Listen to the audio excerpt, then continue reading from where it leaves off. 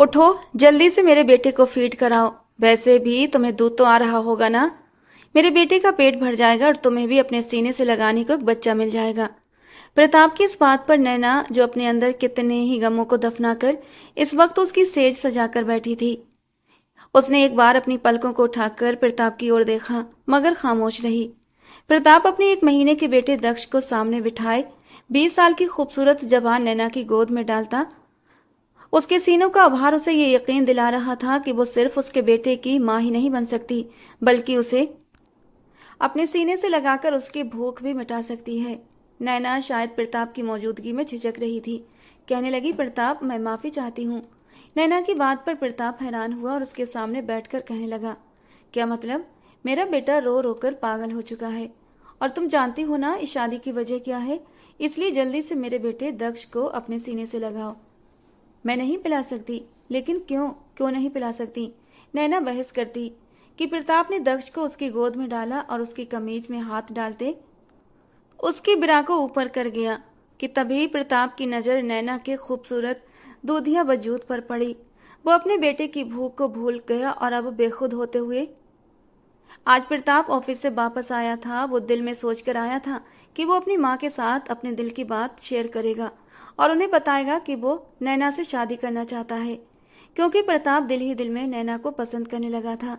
वो हर वक्त घर में उसके सामने मौजूद रहती, आसपास घूमती, उसकी बातों का ख्याल रखती। मगर शायद नैना के दिल में ऐसा कुछ नहीं था, और वो प्रताप से 8 साल छोटी भी थी।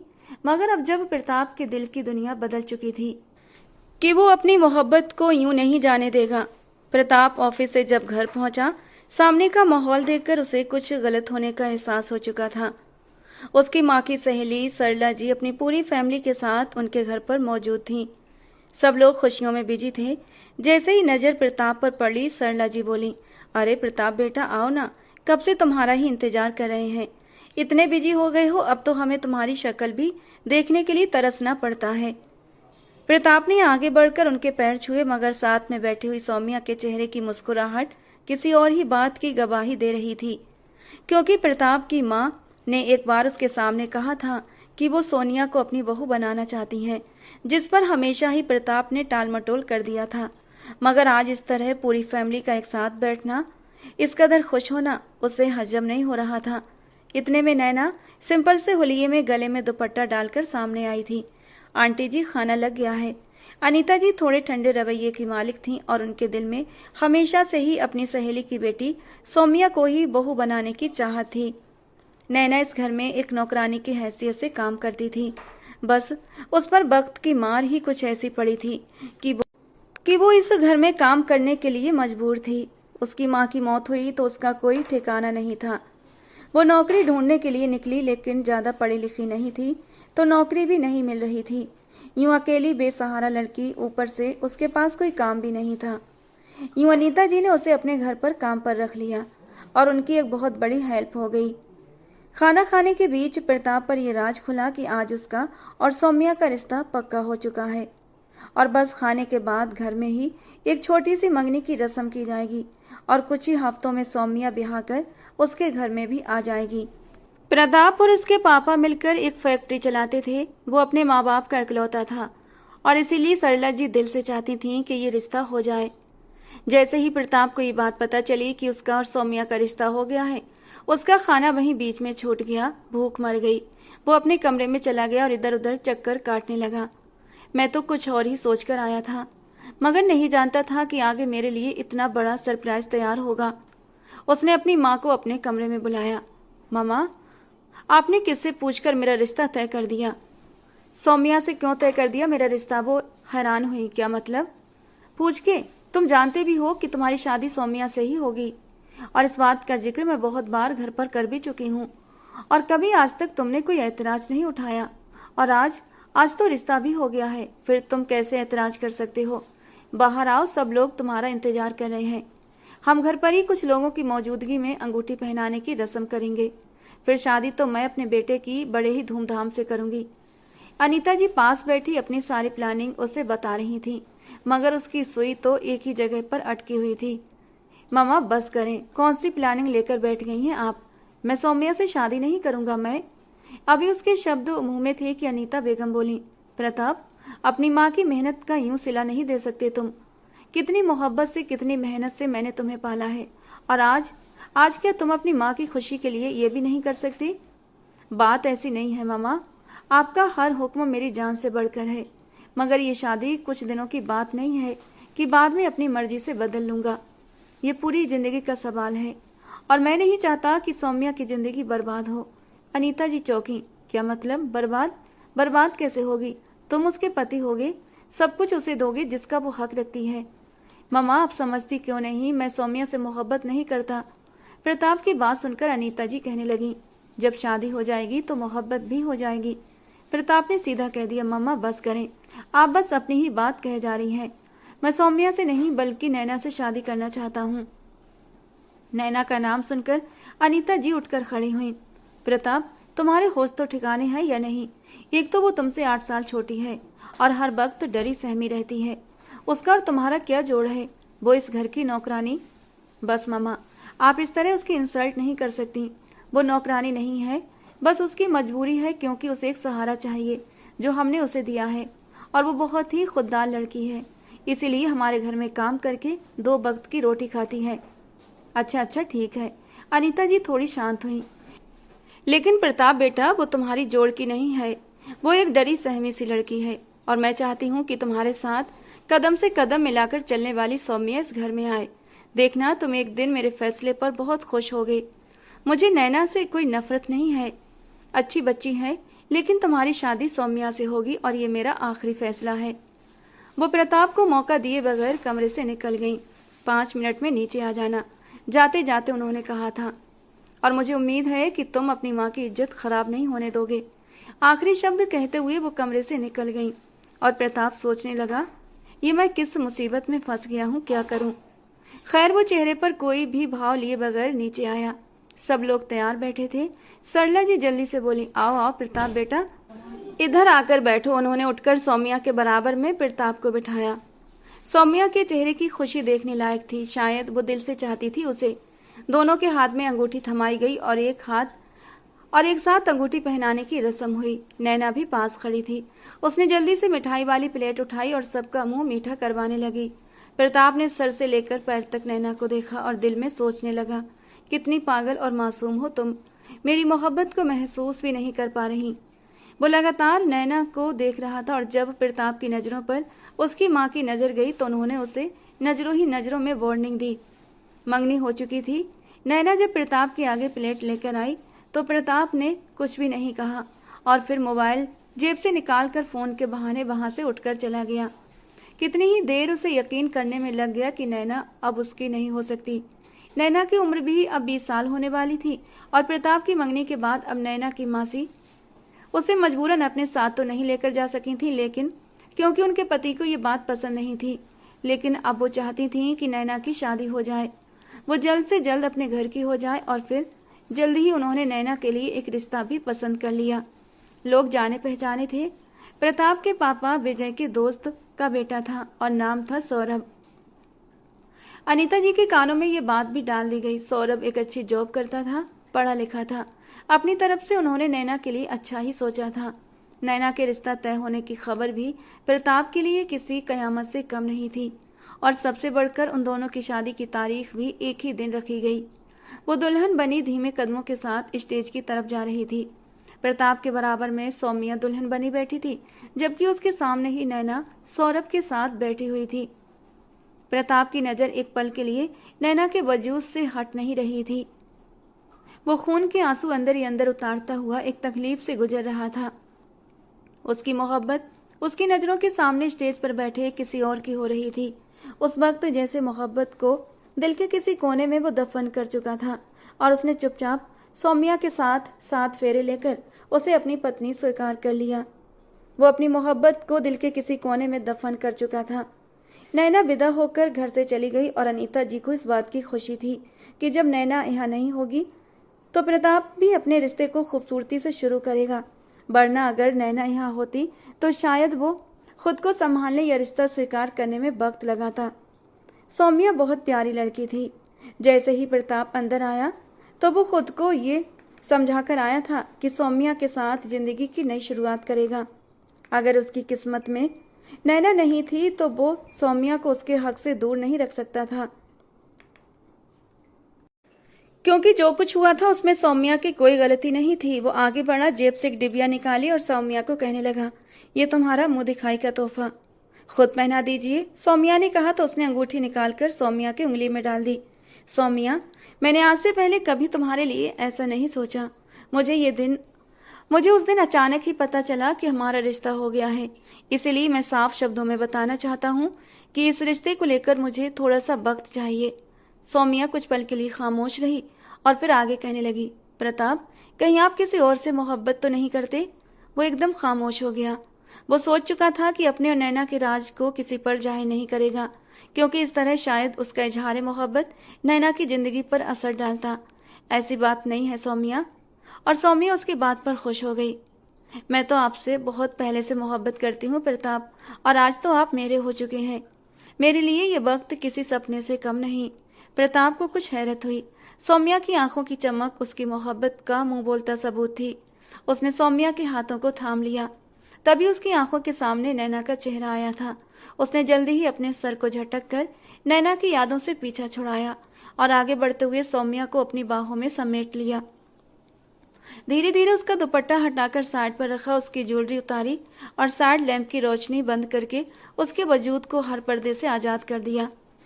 जबकि सौम्या शर्म से सिमटी हुई उसकी बाहों में लिपटी हुई थी। वो धीरे धीरे उसे सहलाता हुआ मदहोश कर रहा था। वो पूरी सच्चाई से सौम्या को उसके रिश्ते का हक देना चाहता था। उसने नैना को अपने दिल के किसी कोने में छुपाकर उसकी चाबी कहीं दूर फेंक दी थी। आंखें बंद करते हुए वो उसकी नरम धड़कनों पर झुककर उसे अपने होठों से छूने लगा। सौम्या मचलकर मदहोश सिसकियां भर रही थी। प्रताप कुछ पलों के लिए सब कुछ भूल चुका था। प्रताप अपने रिश्ते की शुरुआत बहुत दिल से कर चुका था, मगर नैना की रात एक तड़प बन चुकी थी। वो अभी तक बेड पर बैठी सौरभ के आने का इंतजार कर रही थी। शादी के वक्त तो सौरभ के चेहरे पर इतनी खुशी थी जैसे वो शादी से बहुत खुश हो, मगर अब वो अंदर क्यों नहीं आ रहा था। थोड़ी देर बाद सौरभ कमरे में दाखिल हुआ और अब तो 2 बजने वाले थे और नैना वहीं बेड पर टेक लगाए लगाए सो चुकी थी। वो कमरे में आया तो धम से बेड पर गिर पड़ा। उसकी हरकत पर नैना एकदम हड़बड़ाकर उठ बैठी। सामने सौरभ को देखा, उसकी आंखें लाल हो रही थीं, जैसे उसने ड्रिंक कर रखी हो। सौरभ उठकर उसके सामने बैठा, कहने लगा, अपने पति का इंतजार नहीं कर सकी? तो वो एकदम से डर गई। सौरभ जिसे शादी से पहले था, अब सौरभ का उसमें 1% भी नजर नहीं आ रहा था। आपको मैंने बहुत देर तक इंतजार किया था, वो कांपते होठों के साथ हिम्मत करते हुए बोली। नैना भी बोल ही रही थी कि सौरभ अचानक जल्दी से उठकर बैठ गया और झपट कर उसका चेहरा पकड़कर इतनी जोर से दबाया कि नैना के चेहरे पर उसकी उंगलियों के निशान पड़ गए। तुम तो बड़ी सीधी सादी और गवार सी लग रही थी जब रिश्ता लेकर गए थे, लेकिन यहाँ तो गज भर की जबान निकल आई तुम्हारी। नैना की आंखों से आंसू बहने लगे। सौरभ उसकी आंखों में देखते हुए गुस्से से बोला, अब बड़े ड्रामे शुरू हो गए तुम्हारे। रोती हुई लड़कियां मुझे जहर लगती हैं। रोना बंद करो। मैं जितने भी बजे कमरे में आऊं, तुम कौन होती हो मुझसे पूछने वाली? शुक्र करो कि तुम्हारे पास आ गया हूं। अब उतारो ये सब कुछ, मुझे सुकून चाहिए तुमसे।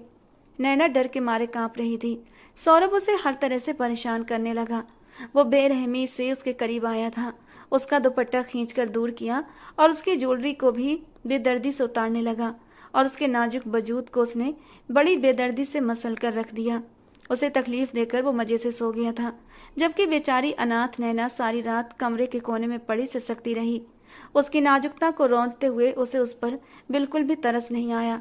नैना, जिसने अपनी पूरी जिंदगी दुखों के साथ गुजारी थी, सोचती थी शादी के बाद शायद एक खुशहाल जिंदगी जी पाएगी। उसका पति उसका ख्याल रखेगा, उसकी जिंदगी में भी खुशियां आएंगी। उसने देखा था कि शादी से पहले उसकी माँ किस कदर तकलीफें सहती थी। उसके पापा बहुत पहले उसकी माँ को छोड़ चुके थे। माँ को तलाक हुई तो अपने भाई के घर आ गई थी और भाभी को खुश रखने के लिए दिन रात उनकी गुलामी किया करती थी।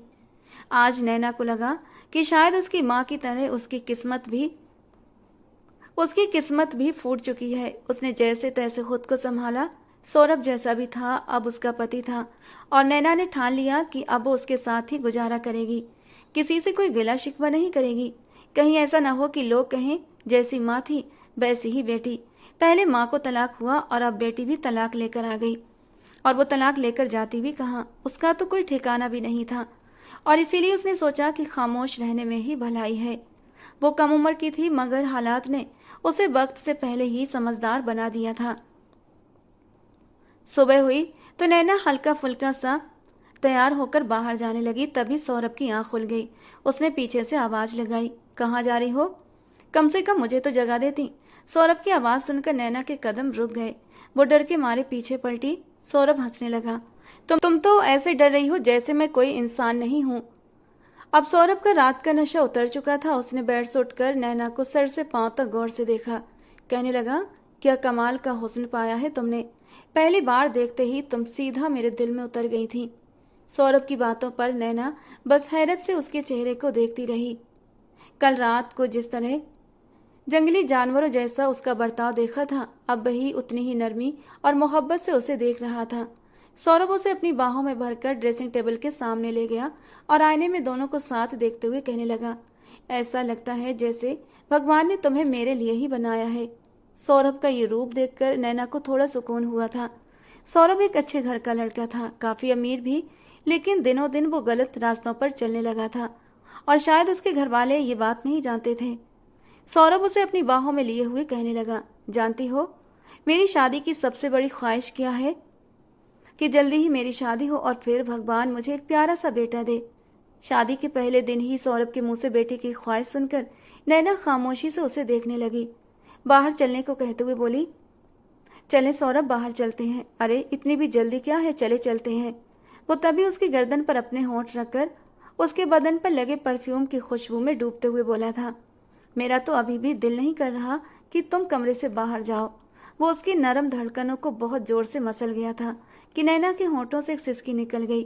दर्द इतना तेज उठा था कि आंखों में नमी उतर आई। प्लीज सौरभ, मुझे दर्द। अगले ही पल सौरभ ने उसे अपनी तरफ घुमाया और उसके होंठों पर झुककर शिद्दत से उसके होंठों को वो बहकने लगा था। सौरभ की शरारतें बढ़ ही रही थी कि बाहर से उसकी बहन सुरभि ने आवाज दी, सौरभ भाई, नैना भाभी के घर वाले आ चुके हैं और मम्मी आपको नीचे बुला रही हैं। अपने घर वालों का सुनते ही नैना बोली, प्लीज मुझे जाने दो, मासी इंतजार कर रही होंगी। सौरभ ने उसे छोड़ते हुए कहा, जाओ, मैं भी आ रहा हूँ, लेकिन देखो किसी से भी हमारी रात के बारे में कोई जिक्र मत करना, वरना याद रखना एक पल में ही तलाक देकर तुम्हें इस घर से निकाल दूंगा। नैना के चेहरे पर जो कुछ पल के लिए खुशी आई थी वो उसी क्षण गायब हो गई। कहने लगी, ये आप क्या? लेकिन सौरभ ने उसके होंठों पर उंगली रखते हुए उसे खामोश कर दिया। रात को समझ नहीं आई थी मेरी बात, कि मेरे साथ सवाल जवाब नहीं। नैना की सांस गले में अटक गई और वो वहां से चली गई। चेहरे पर हवाइयां उड़ रही थीं, जिसे उसकी मासी ने भी महसूस कर लिया। क्या बात है नैना, तुम्हारे चेहरे का रंग क्यों उड़ा है? मासी ने पूछा। कुछ नहीं मासी, बस जल्दी जल्दी में तैयार हो रही थी, इसलिए चेहरे पर इस कदर बदहवासी है, कहकर वो मासी के गले लग गई और अपने गम को छुपाने लगी। कहीं न कहीं नंदिनी जी के दिल को खटका जरूर हुआ था, मगर फिलहाल उन्होंने कोई जिद नहीं की। डाइनिंग टेबल पर नाश्ता लग चुका था तो सब लोग नाश्ता करने लगे। दोनों अपनी अपनी जिंदगियों का आगाज कर चुके थे, मगर ये नहीं जानते थे कि जो सफर उनकी जिंदगी में शुरू हुआ है उसकी मंजिल उन्हें एक साथ रहने पर मिलेगी या नहीं। शादी को कुछ समय गुजर चुका था। नैना, जो अब सौरभ जैसे साइको इंसान को बर्दाश्त करते करते कभी टूटने लगती थी, आज किसी बहाने अपनी मासी के पास रहने के लिए आई हुई थी। सौम्या प्रेग्नेंट थी। नैना शादी के बाद पहली बार यूं अपनी मासी के पास रहने आई थी। उसकी मासी का घर भी प्रताप के घर से ज्यादा दूर नहीं था, बस 3 घर छोड़कर ही प्रताप का घर था। नंदिनी मासी के कहने पर नैना अनीता आंटी के घर भी गई थी। आखिर उसने वहां पूरे 5 साल गुजारे थे, इसलिए नंदिनी जी ने उसे घर पर ही रोक लिया था। शाम को जब प्रताप वापस आया, उस वक्त नैना अकेली लिविंग रूम में बैठी हुई थी, किसी ख्याल में गुम थी। प्रताप की नजर नैना पर पड़ी तो उसने अपना लैपटॉप वहीं एक तरफ रख दिया और नैना के सामने खड़ा होकर उसे देखने लगा। शायद वो नैना के चेहरे का दर्द पढ़ना चाहता था। दिल ही दिल में सोचने लगा, नैना, क्या तुम उसके साथ खुश नहीं हो? एक बार बताओ तो सही। किसी की मौजूदगी का एहसास करते ही नैना उठकर सीधी हो गई। अरे प्रताप भाई, आप। हमेशा उसे भाई कहने पर प्रताप अपने होंठ भींच कर रह जाता था। कहने लगा, नैना तुम खुश तो हो ना?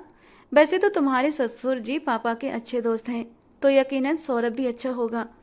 नैना ने चेहरे पर बनावटी मुस्कान सजाई और तुरंत बोली, जी प्रताप भाई, मैं बहुत खुश हूँ। प्रताप के लहजे में हमदर्दी झलक रही थी, जो यकीनन उसके अंदर भरी हुई थी। शादी के बाद से सौरभ कभी पल में छांव तो पल में धूप जैसा था। वो हमेशा अपनी मनमानी करता। नैना को उसने कभी इंसान समझा ही नहीं था। वो वहां से भागते हुए अपने कमरे में चली आई और कमरे में आकर रोने लगी।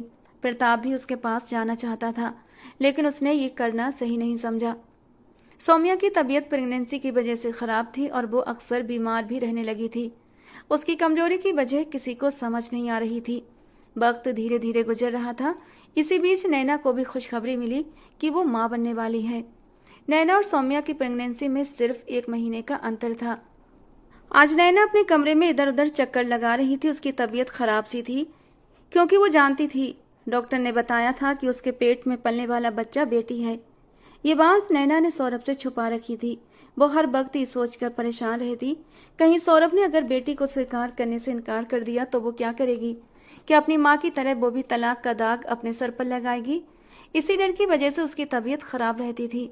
वो हर समय अपने पेट पर हाथ रखते हुए भगवान से प्रार्थना करती, मेरी बेटी की किस्मत अच्छी करना भगवान जी, उसे मेरी तरह मत बनाना। तभी उसकी मासी की कॉल आई।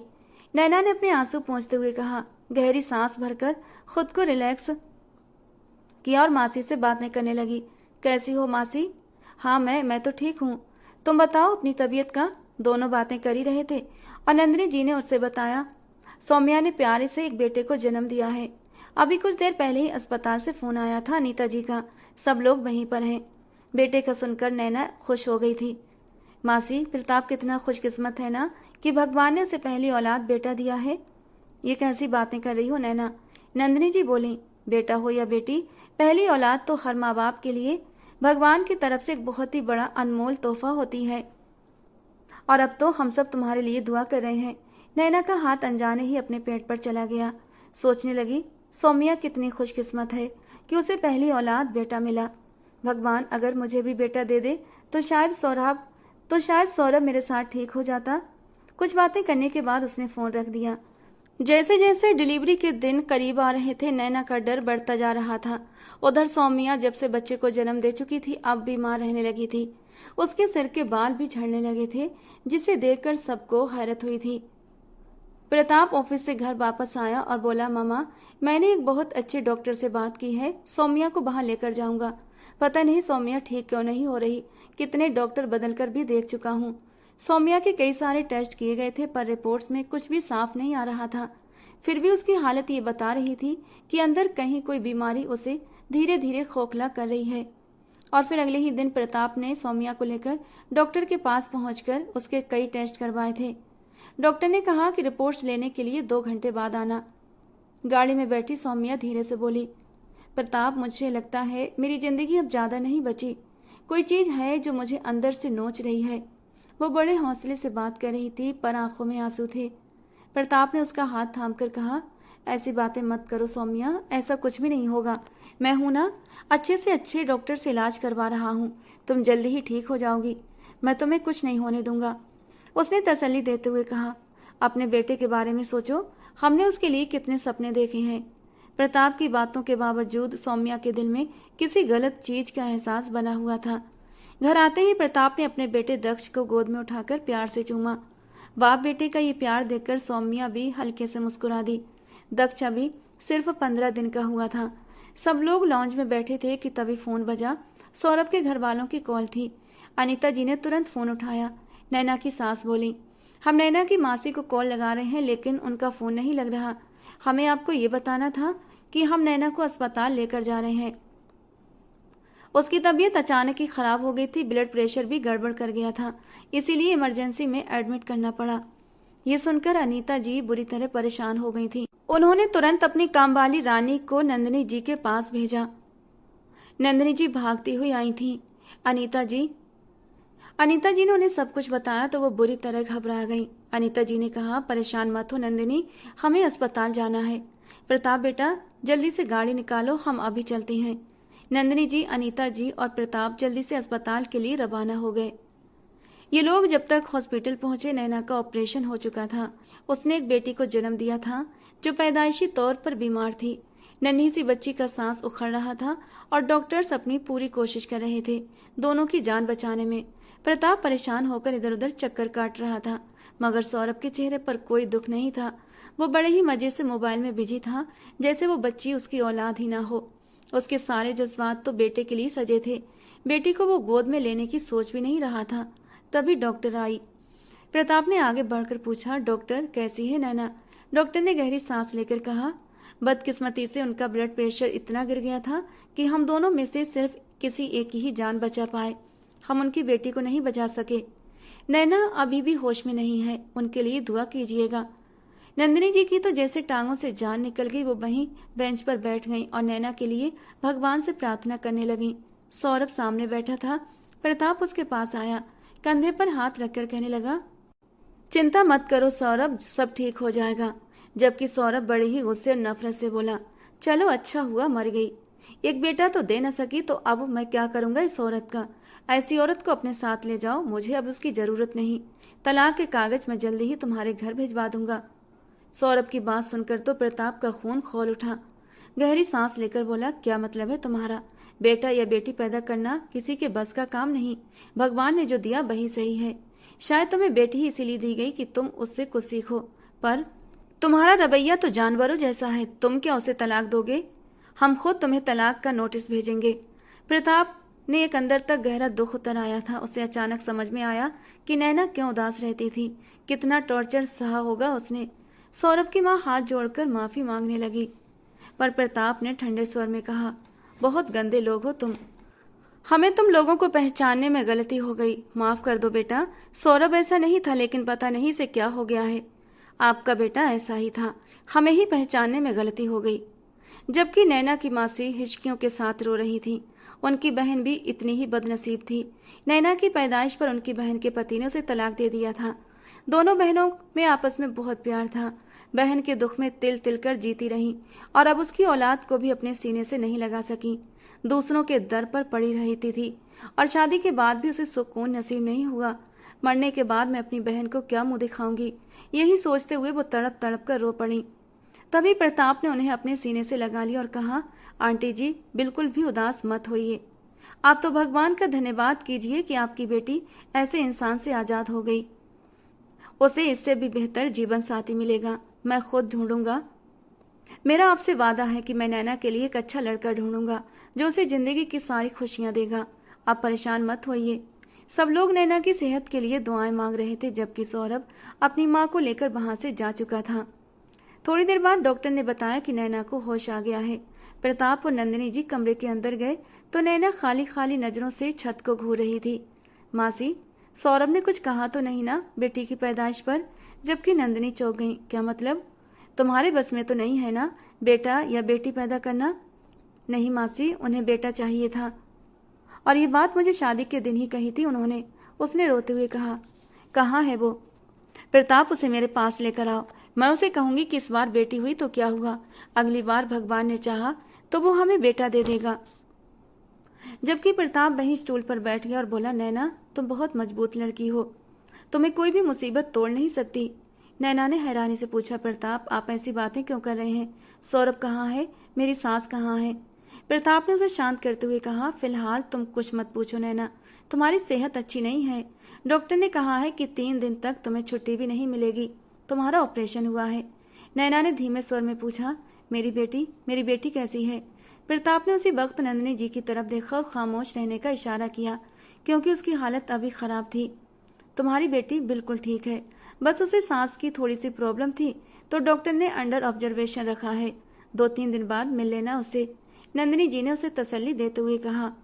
3 दिन बाद जब नैना को डिस्चार्ज मिला तो वो उसे लेकर घर आ गए, मगर नैना की बेचैनी और सवाल बढ़ते ही जा रहे थे। उधर सौम्या की तबीयत भी अचानक से इतनी खराब हुई कि उसे एकदम से खून की उल्टी आई थी। डॉक्टर की रिपोर्ट में आया कि उससे ब्लड कैंसर है और वो भी आखिरी स्टेज पर। ये बात प्रताप ने सौम्या से छुपा ली, लेकिन वो अंदर से टूट चुका था। उसे अपने बेटे का मासूम सा चेहरा देखकर एक गहरी चोट लगी थी। वो हर तरह से सौम्या का ख्याल रख रहा था, अच्छे से अच्छे डॉक्टर से उसके लिए बात कर रहा था और एक दिन तो सौम्या को खून की बहुत बड़ी उल्टी आई और वो बेहोश हो गई। सब लोग उसे अस्पताल लेकर गए। जब नंदिनी जी के पति को पता चला कि नैना के पति सौरभ ने उसे घर से निकाल दिया है और तलाक देने की सोच रहा है, तो वो गुस्से से भड़क उठे। हमने इस लड़की का ठेका नहीं ले रखा, मेरे खुद के बच्चे हैं, उनकी पढ़ाई लिखाई है, मैं एक और बोझ बर्दाश्त नहीं कर सकता। इस पर नंदिनी जी ने कहा, कैसी बातें कर रहे हो, वो मेरी मरी हुई बहन की आखिरी निशानी है। आखिरी निशानी है तो जैसे पहले रहती थी वैसे रहे, मेरे घर में नहीं रह सकती। सूरज जी की कठोर आवाज सुनकर नंदिनी जी कहने लगी, प्लीज सूरज जी धीरे बात करें, वो सुन लेगी, उसकी तबीयत ठीक नहीं है। उन्होंने अनीता जी से विनती की कि कुछ दिन नैना को अपने साथ रख लें, वो थोड़ी ठीक हो जाएगी तो उसे हालात के बारे में बता दिया जाएगा, उसके बाद वो कहीं नौकरी करके अपना गुजारा कर लेगी। नंदिनी जी पति के गुस्से से परेशान थी और उन्होंने अनीता जी से बात की थी तो अनीता जी फौरन मान गई। वो एक नरम दिल की औरत थी, उन्हें नैना से कोई बैर नहीं था, उन्हें तो उस मासूम बच्ची पर तरस आता था, इसीलिए उन्होंने उसे अपने घर पर रख लिया। उधर सौम्या की बिगड़ती हालत सबको परेशान कर रही थी। प्रताप तुरंत उसे अस्पताल लेकर आया।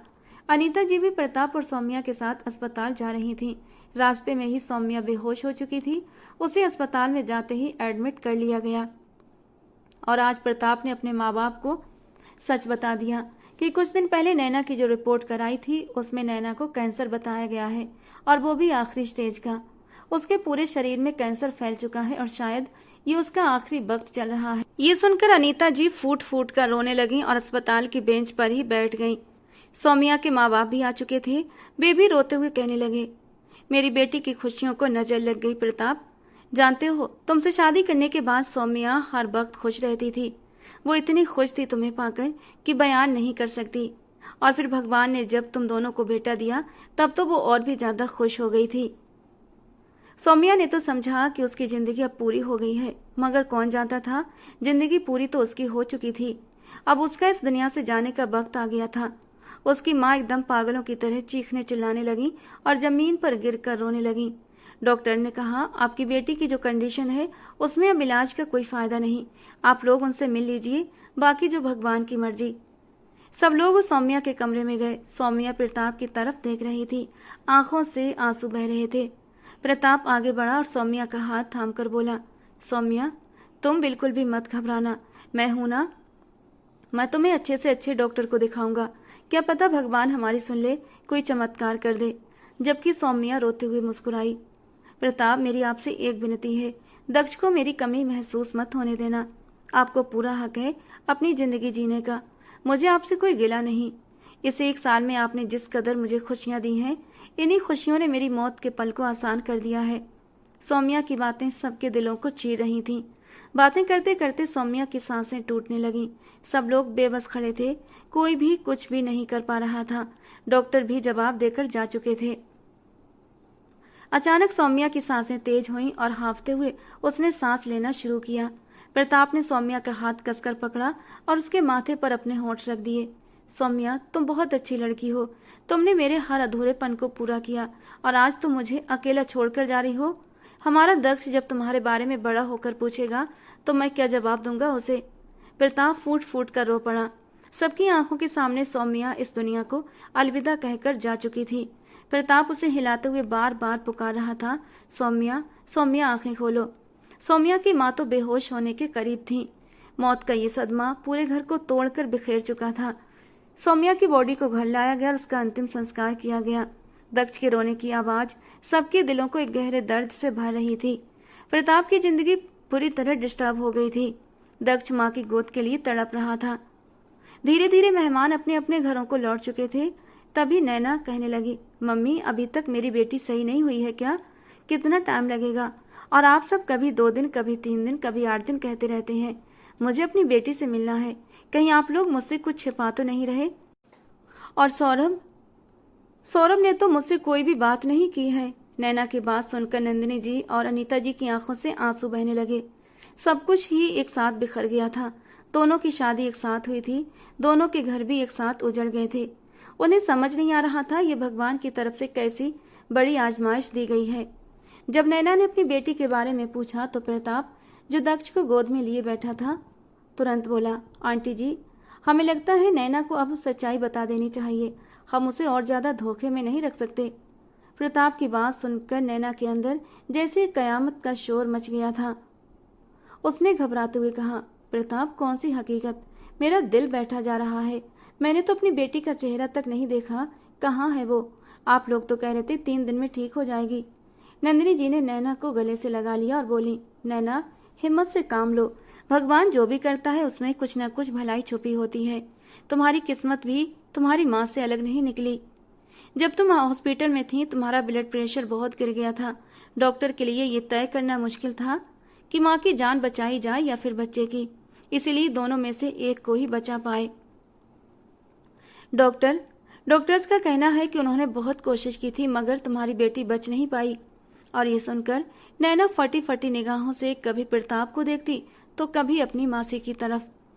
आप लोगों ने मुझसे झूठ बोला। मेरे दिल में उम्मीद की किरण क्यों जगाई आप लोगों ने? नंदिनी जी ने उसे समझाया, नैना, हिम्मत से काम लो। वो भगवान की अमानत थी। भगवान ने उसे अपने पास बुला लिया। और सौरभ के बारे में भी सुन लो। उस इंसान ने हमेशा तुम्हें तकलीफ दी और तुम फिर भी चुपचाप सहती रही। वो कहकर गया है कि वो तुम्हें तलाक भिजवा देगा। ये सुनते ही नैना जमीन पर गिरते हुए सोफे पर ढेर हो गई और रोते हुए बोली, मेरा सब कुछ बर्बाद हो गया मासी, सब कुछ। क्या मैं भी अपनी माँ की तरह ऐसे ही तड़प तड़प कर जिंदगी गुजारूंगी? नंदिनी जी अफसोस से नैना को देखती रह गई। उनके बस में कुछ भी नहीं था।